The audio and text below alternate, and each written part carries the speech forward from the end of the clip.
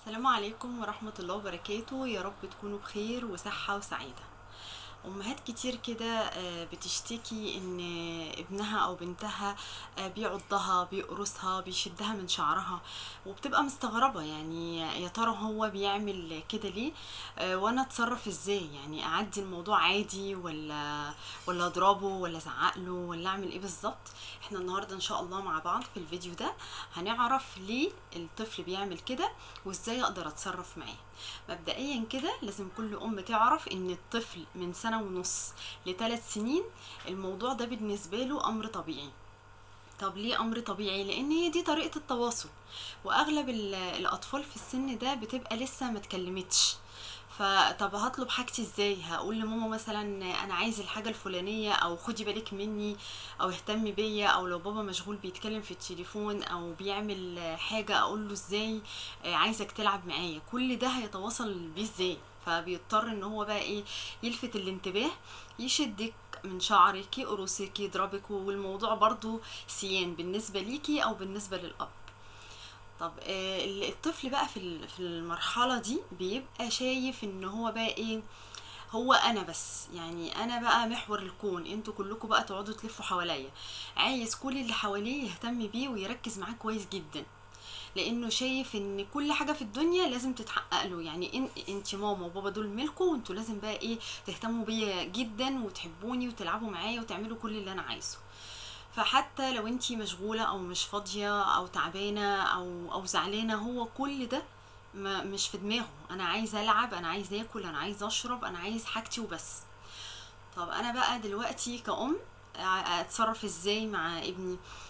اول ما يجي يمد ايده علشان يضربني او يشد في شعري، هبدأ ان انا امسك ايده كده وانا يعني بيبقى فيه جزء من الحسم كده.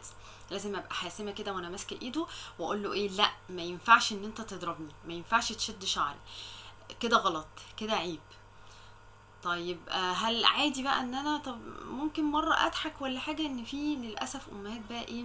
بتاخد الموضوع على انه ضحكة، اللي هو بقى ايه؟ نضحك سوا ونهزر، وايه ده بيعمل حاجة لطيفة بتخلينا كلنا نضحك. لا، ما هو انتي كده هتخلي اللي بيحصل ده مرحلة وهتعدي.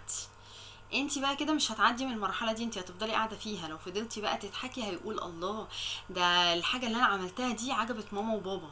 فعادي بقى انا افضل بقى استمر فيها، لان الطفل الحاجه اللي بتلفت انتباهك ليه خلاص بتثبت عنده ان دي الحاجة اللي بتخليكي تركزي معاه، فبيعملها مرة واتنين وتلاتة وعشرة، وممكن بعد كده تبقى جزء من سلوكياته اصلا.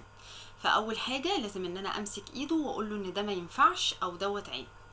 طيب اركز بقى اشوف يا ترى هو عمل الحاجه دي ليه. خلاص هو عملها وانا ما كنتش متوقعه، قاعده لقيت قلم نازل على وشي وانا مش واخده بالي، او شد شعري.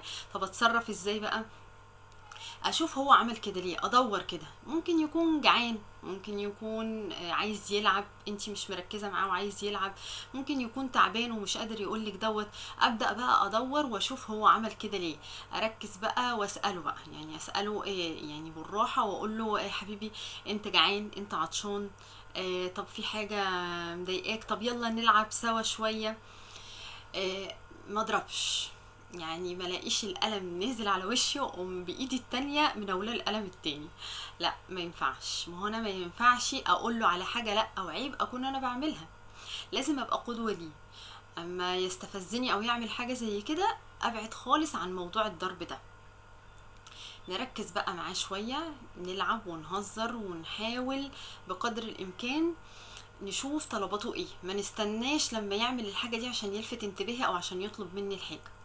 حاجة بقى مهمة جدا، الموضوع ده ممكن بيعمل بقى مشكلة مع الاخوات، يتجمعوا مع بعض ويسيبوا ولادهم يلعبوا بقى وينطلقوا كده مع نفسهم، وشوية كده تلاقي اللي بيصرخ واللي بيعيط واللي عامل مصيبة. طب في ايه؟ هما لو في سن بعض وما بيعرفوش يتكلموا، فهتبقى لغة التواصل بينهم ان هم قاعدين يلطشوا في بعض، يعضوا في بعض ويشدوا في شعر بعض، وده يصرخ وده يعيط، هيجيبوا لكم وش.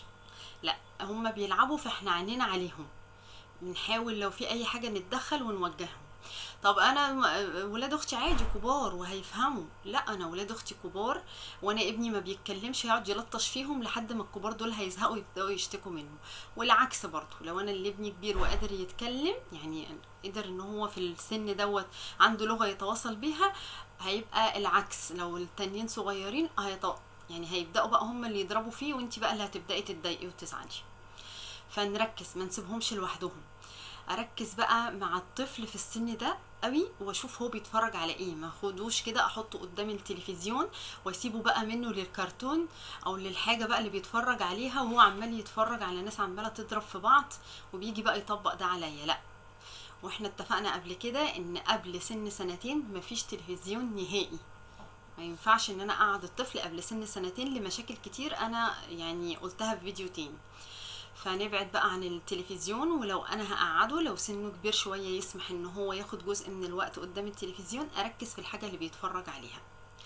نركز بقى معاهم شوية وهي مرحلة وهتعدي بسلام.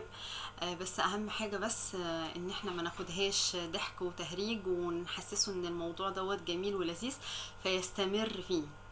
يا رب اكون فدتكم، ولو فدتكم يعني يا ريت كلنا نشترك في القناة، نفعل الجرس ونشترك في القناة. السلام عليكم ورحمة الله وبركاته.